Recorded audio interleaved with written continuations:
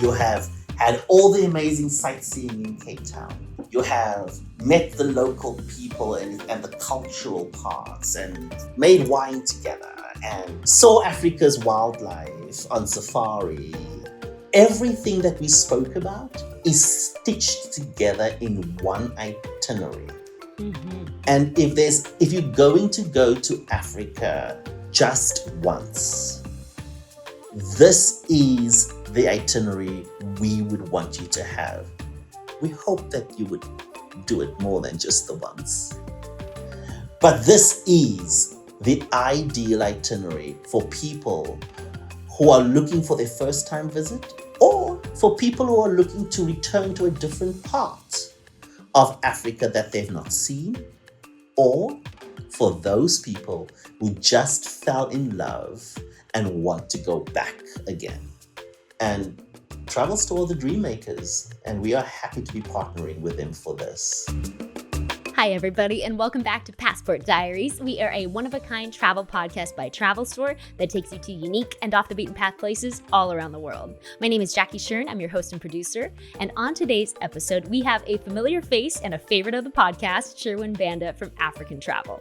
So Sherwin is going to take us with him on a 10-day itinerary to Southern Africa. This itinerary was custom-made by Sherwin and his team at African Travel in conjunction with TravelStore, so that it covers all of Sherwin's favorite gotta go must see spots in Southern Africa, especially for first timers. These are all the places that Sherwin wants you to see and is almost guaranteed for you to fall in love with the country. So we're going to start in Cape Town, and we're going to do things like go to the African penguin colonies at Boulders Beach. We're going to do things like take a rotating gondola up to the top of Table Mountain so we can look out across the entirety of Cape Town. And then we're going to do things like go to the Cape Winelands. We're going to go to a local township for music and dancing and art and amazing dining. And then we're going to hop on a plane and go over to the Kruger Private Reserve, where we get to stay at Sandringham Lodge, a brand new lodge. As of this podcast recording, hasn't even been opened yet. It's brand spanking new. And we're going to go on safari and see animals, wildlife, just the beauty of the Kruger. After that, we're going to finish the itinerary at one of the seven natural wonders of the world, Victoria Falls. This itinerary is awesome. It's spectacular. And every piece of it was intentionally designed with every detail considered by Sherwin and his team in African Travel. And it includes some of the most gorgeous accommodations ever. We're starting with the Cape Grace Hotel in the waterfront in Cape Town. And then we're going to the Sandringham Lodge, which is the brand new lodge next to the Kruger Nature Reserve. And then you get to stay in these luxury tents at the Victoria Falls River Lodge, where you arrive by boat. I mean, it doesn't get any better than this. We're going to dive into the details of this itinerary with Sherwin in just a sec. But before we do, don't forget to subscribe to our podcast wherever you like to listen. We're on Apple Podcasts, Spotify, iHeartRadio, wherever you like to listen, we're there. And don't forget that we also have our YouTube channel, which has a video portion of this podcast. In it, we include photos and videos from our travel experts. Highly recommend watching the video that goes with this one. We're super excited to share this itinerary with you, so let's all grab our passports and join Sherwin Banda in South Africa. Oh, I am so excited because at African Travel, we've always been known to do experiences from scratch because we like understanding what the clients need, and then working with travel advisors like at TravelStore. Together, we craft experiences for clients. So we always knew that we were good with that. And then we have a small group offering, which allows people to have a balance between self-discovery and being part of a small group. But there was a gap in our service offering for people who wanted to join a small group but have the same guide throughout the experience and having all the amazing inclusions that everybody would want if they were going to Africa. And so we came up with our concierge collection. And we were speaking with TravelStore, about doing something unique for the travel store clients. And together we came up with a fully escorted program hosted by TravelStore to my native homeland, South Africa. And I call it the Splendors of Southern Africa because, as a first time visitor, we have included the epic experiences of the destination, whether they are in Cape Town, whether they are on safari in the greater Kruger, and then ending at Victoria Falls. To me, that is the perfect itinerary for a first time visit. So, let's talk through a little bit about what those experiences are in Cape Town because we touched on it a little bit in our last podcast. So, one of the experiences we've included is the Cape Peninsula day experience. Now, the Cape Peninsula is unique because it's all along the Atlantic coastline. And this is the most southern part or the southwesterly part of the African continent. And because it's the Atlantic Ocean, it is rich in minerals because of that cold Benguela current that comes around the coast of Africa before it merges with the Indian Ocean. So South Africa is the only country other than Australia, which is an island, that is touched by two oceans, both the Indian and the Atlantic Ocean. Oh. And the experiences on the Indian Ocean side of Cape Town are very, very different to the experiences of the Atlantic Ocean side, because on this side, we are stopping over at Boulders Beach to meet Africa's penguins. That will be one of the experiences. We also go up Table Mountain, which is a flat top mountain, which is where it gets its name. And when you ascend up Table Mountain, you are going in a vernacular that rotates a 360 revolution. So you get to just stand on one spot in the vernacular. And as it ascends up Table Mountain, you are getting all the views of the Cape Peninsula. It is a beautiful way to just look at the entire peninsula, and from atop Table Mountain, you'll be able to see in the distance Robben Island, which is where Nelson Mandela was incarcerated for a number of years during the apartheid years of Southern Africa's history. And when you're up on Table Mountain, you can actually go and self-explore the top. And so there are different lookout vantages and points on top of the mountain. And it's actually here where you'll also see some wildlife, whether that may be baboons or whether that may be the dassies. Dassies is not a squirrel, but most people will think of it as a squirrel. It doesn't have a tail like a squirrel. It's a unique African species. So there's a lot of wildlife that you will run into and bump into as being part of that experience of Table Mountain, because the Table Mountain is actually part of the Table Mountain Reserve, including where you will see Africa's penguins on Boulders Beach. We stop for lunch after that experience, after seeing the penguins and going up Table Mountain. And one of the things that I absolutely love about this day is that you actually go and meet a lot of the locals, because a lot of these African artists are actually doing paintings and creating really beautiful art experiences. I've had people purchase another bag because of all the goodies that they find that they absolutely like, whether it is plates or forks or whatever it may be. It's always a fun way to go and see what these beautiful artists are making, and you can shop from local experiences point of view. Part of that Cape Peninsula experience, it is a full day, which means you're going to leave the hotel probably around 9:30, and you'll be back to the hotel around 5 p.m.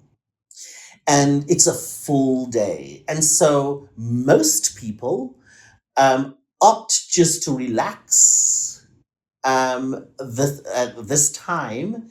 But we are staying at the Cape Grace.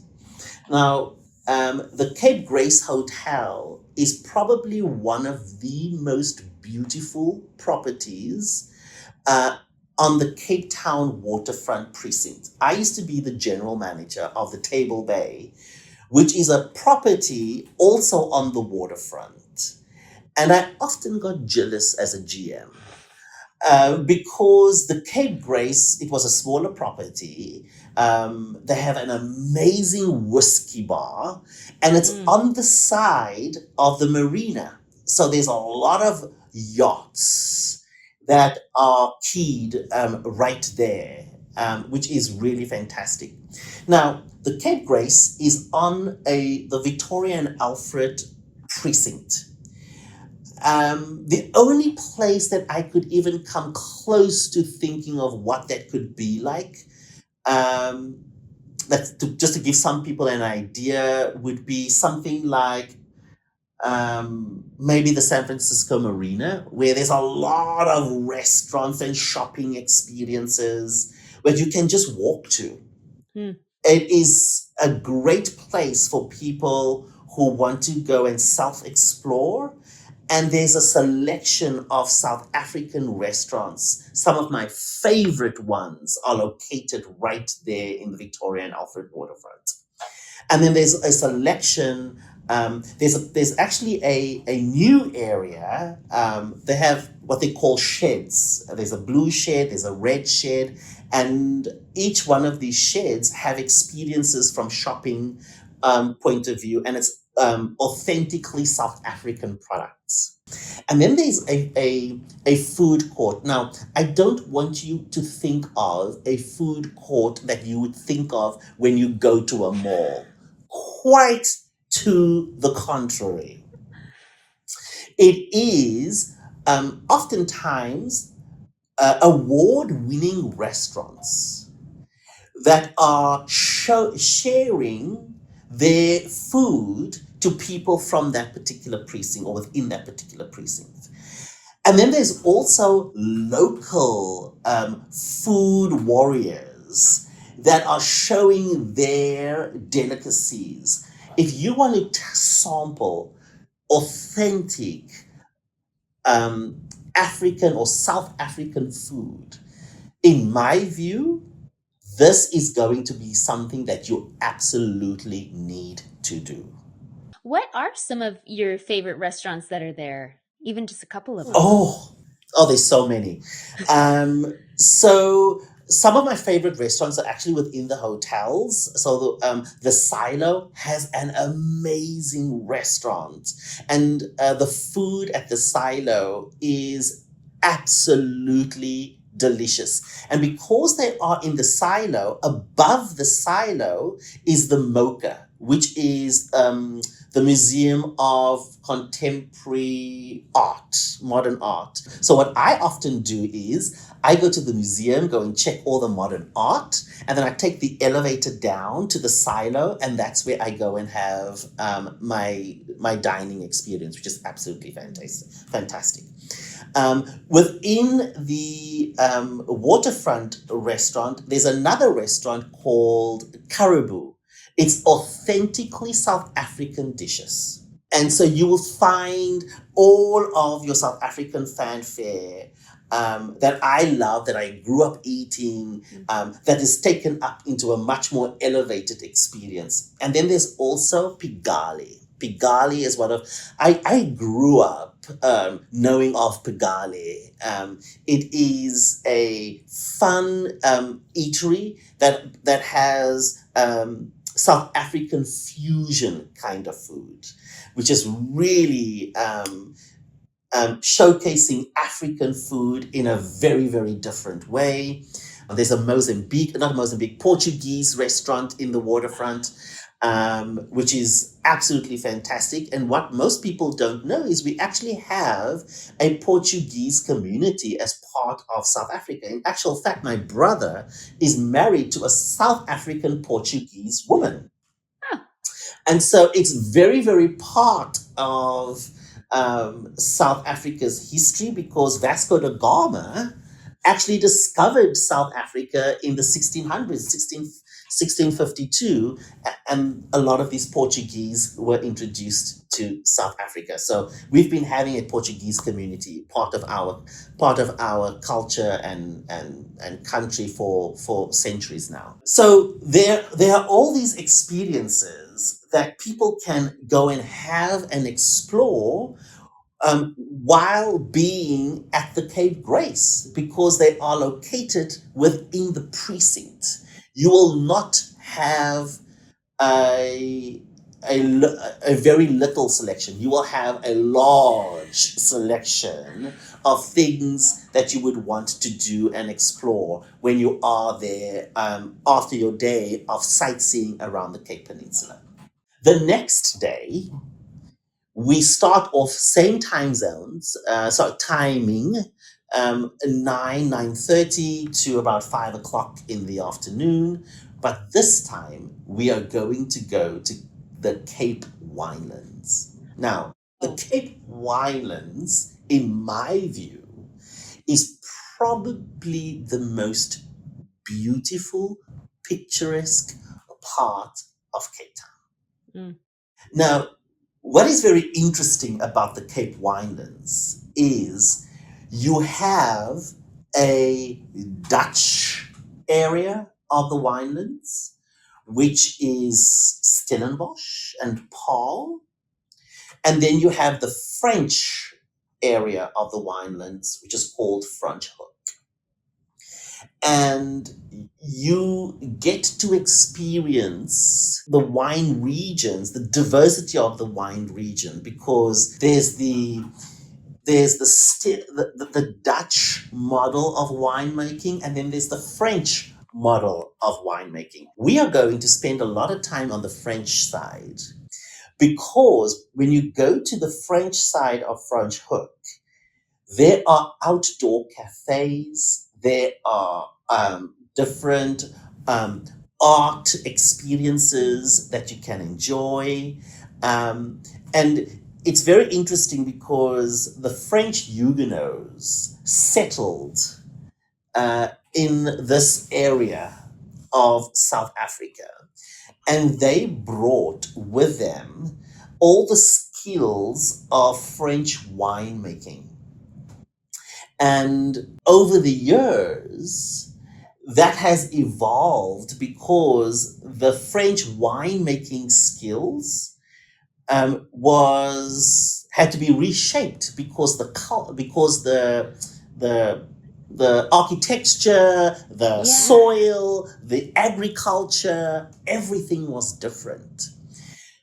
But a lot of those rich flavors and skills were brought and introduced into the South African winemaking experience. So when people think of going to the winelands, they think, well, do I need to love wine in order to enjoy this day?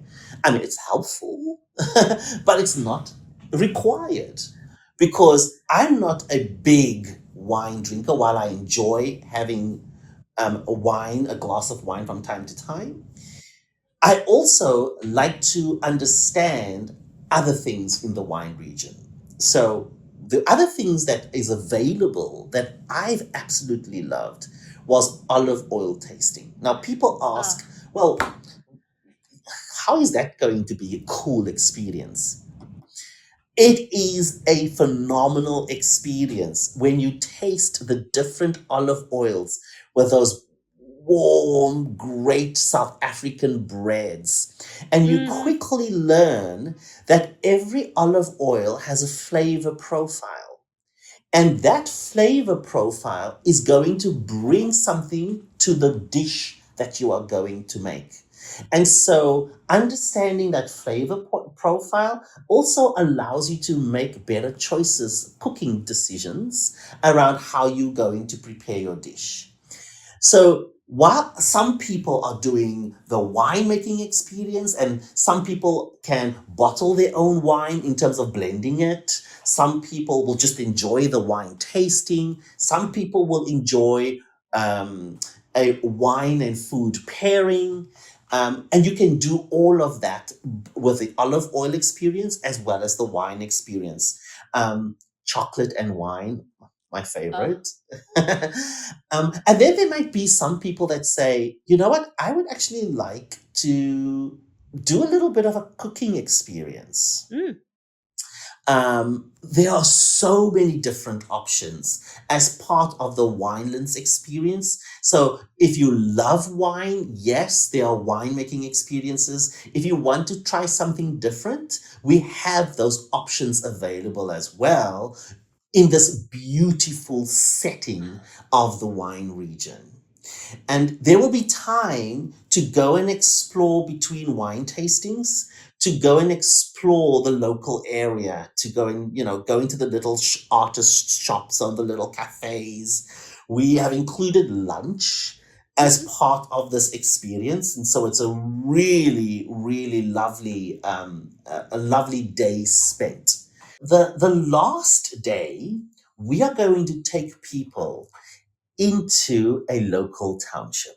And it's probably one of whenever we do this for clients, this is the day that gets the most accolades because the township experience allows people to meet local people that have practiced their customs and traditions Mm-hmm. for centuries. But we also get to hear how the story, how they tell their stories, in oftentimes through song and dance. In some cases, we take them to different townships where they would experience women becoming the stewards of their own success in a very patriarchal society. How women have learned to run their own businesses and be successful, and how tourism is changing their livelihood and the livelihoods of the families they are raising. It is such a heartwarming, amazing experience. And if Mm-hmm. that's not enough, on the way back, we have some leisure time during the day, but then on the way back, we are going to have dinner. And this dinner is going to be at a restaurant that incorporates storytelling through food and storytelling through song and dance. And one of my favorite things to do before we go into the dinner experience is joining the musicians through drumming. We have a 40-minute drumming session, and you're given your own drum and you make music together. And it's such a cool experience. Everybody loves it, and it's very interactive. And it's a one way just to wrap up the time in Cape Town that I've touched all of these points of sightseeing and wine tasting and a little bit of wildlife viewing, and then now eating through the stories of Africa. So Mm-hmm. after 4 nights in Cape Town, the next morning we hop on a plane And now we are going to a lodge in the greater Kruger area called Sangringham.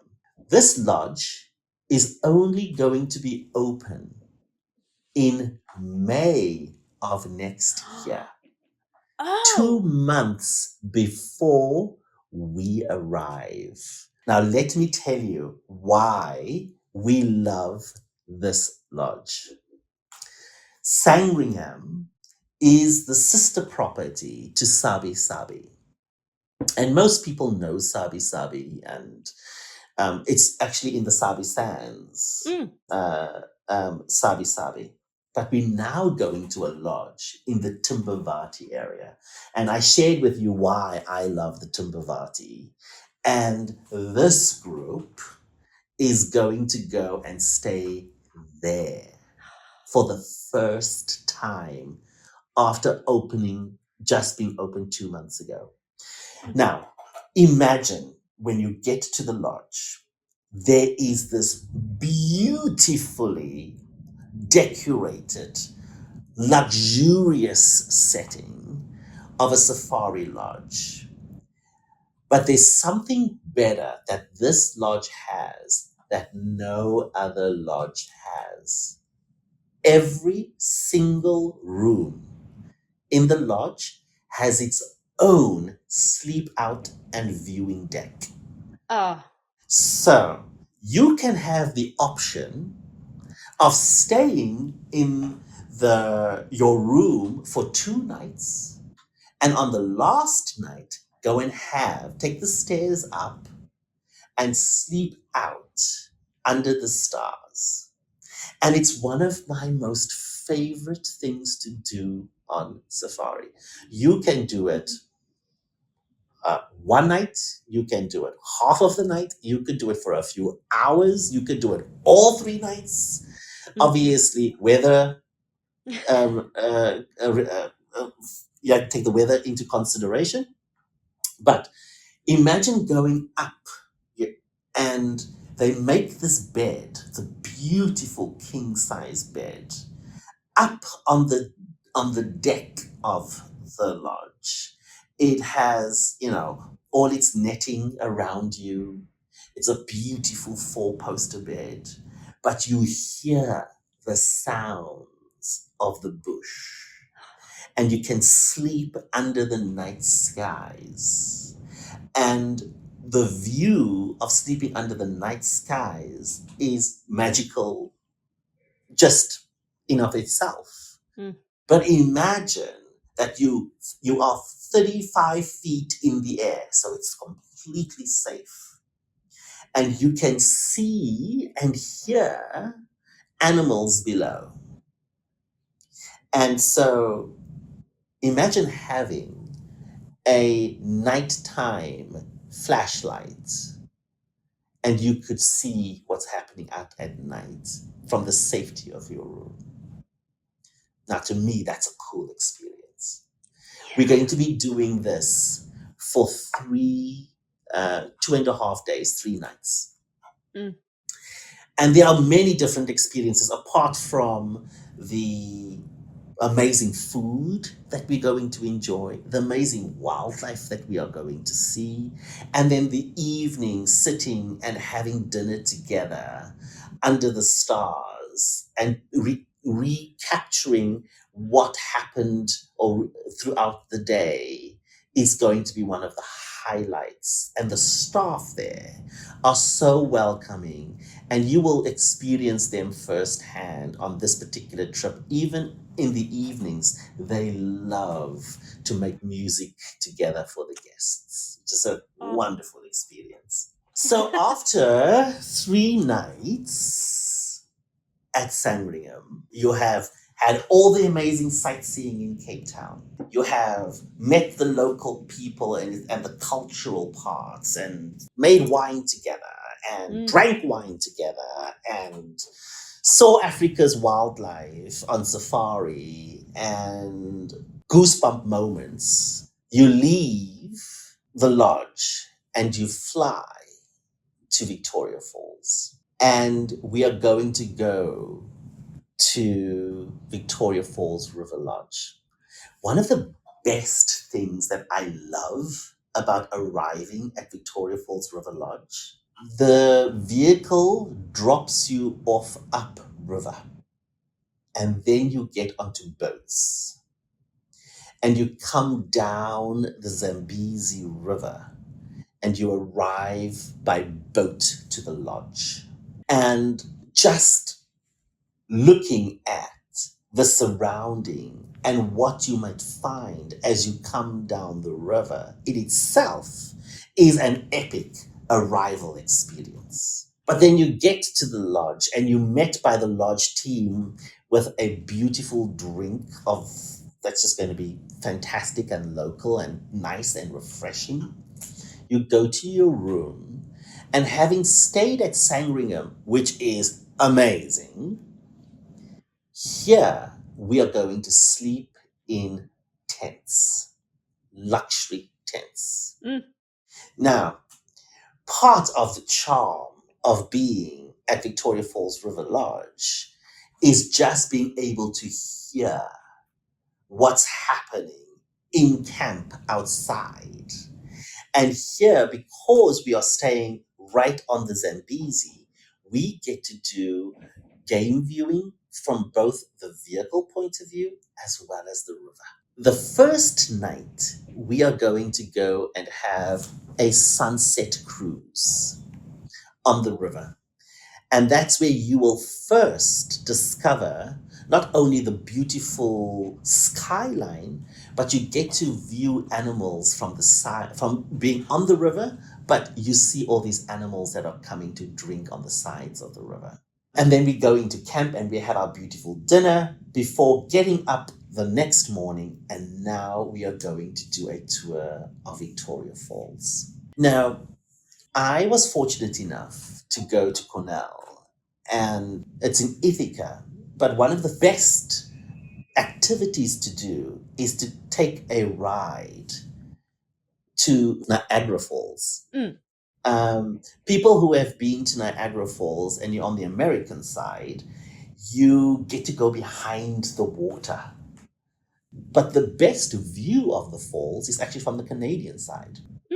So when we are at Victoria Falls, we are on the side where we have the best view of the falls, because the falls is actually on the Zambian side.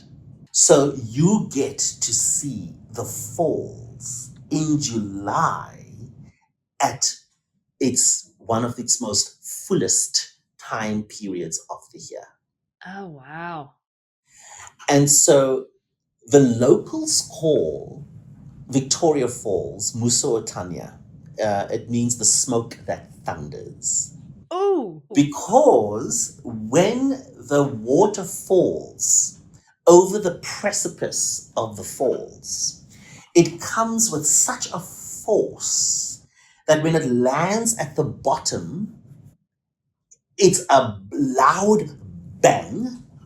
And then what looks like smoke, it's the water spraying up.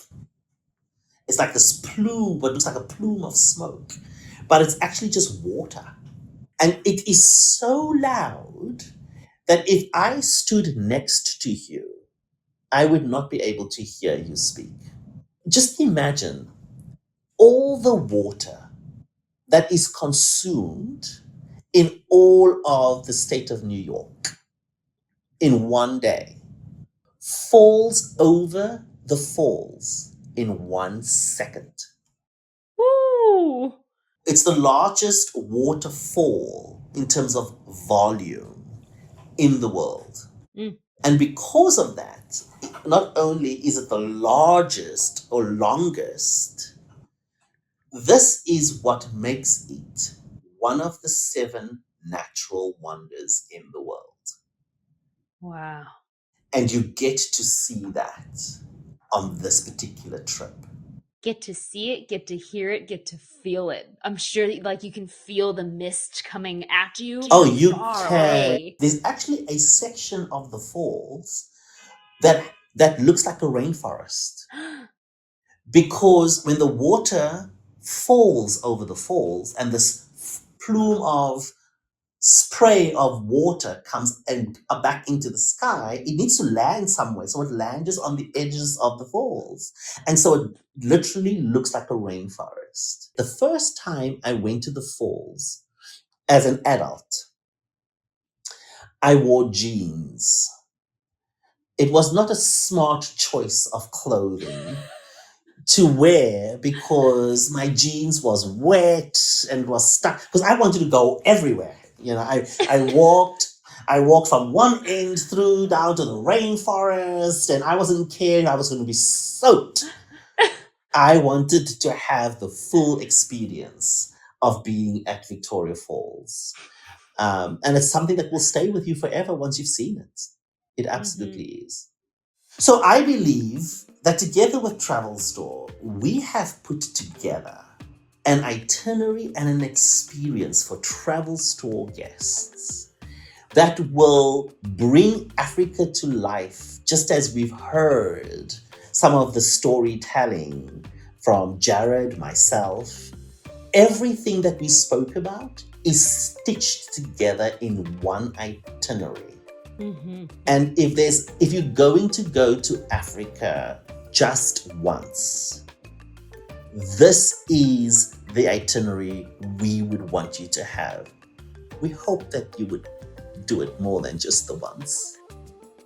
But this is the ideal itinerary for people who are looking for their first time visit, or for people who are looking to return to a different part of Africa that they've not seen, or for those people who just fell in love and want to go back again. There is something for everyone.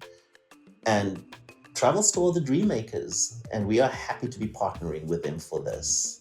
As a South African, we like to say, Enkosi kakhulu.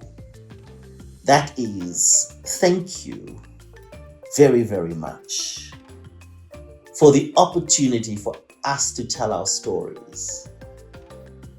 But enkosi kakhulu wena.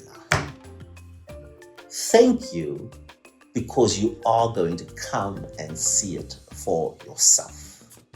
I said it yesterday, and I'll say it again. You can leave Africa. There's no way Africa is ever going to leave you. All you have to do is just come. Yeah. Just come. Well, if that doesn't have you daydreaming about packing all your bags tonight and boarding a flight to Cape Town tomorrow, I don't know what will. Thank you so much, especially to Sherwin Banda, for joining us and sharing this amazing itinerary with us. He is such a wealth of information, and his passion for not only his home country, but the entirety of Africa is infectious. And we just really appreciate every time he joins us on the podcast to share his stories. We never get tired of them, and we hope you don't either. And thank you so much to you, our listeners. We really appreciate you, and we love sharing our stories and our expertise with you, of course, and we love getting your feedback. So if there are places that are capturing your imagination these days and you want to hear more about them, and you want to hear some on-the-ground, first-hand experience stories of those places so you can get excited and start to know what kind of travel you want to build, let us know. Send us an email, drop us a comment, just let us know where you want to go and what kind of travel you're interested in, and we'll bring you some stories.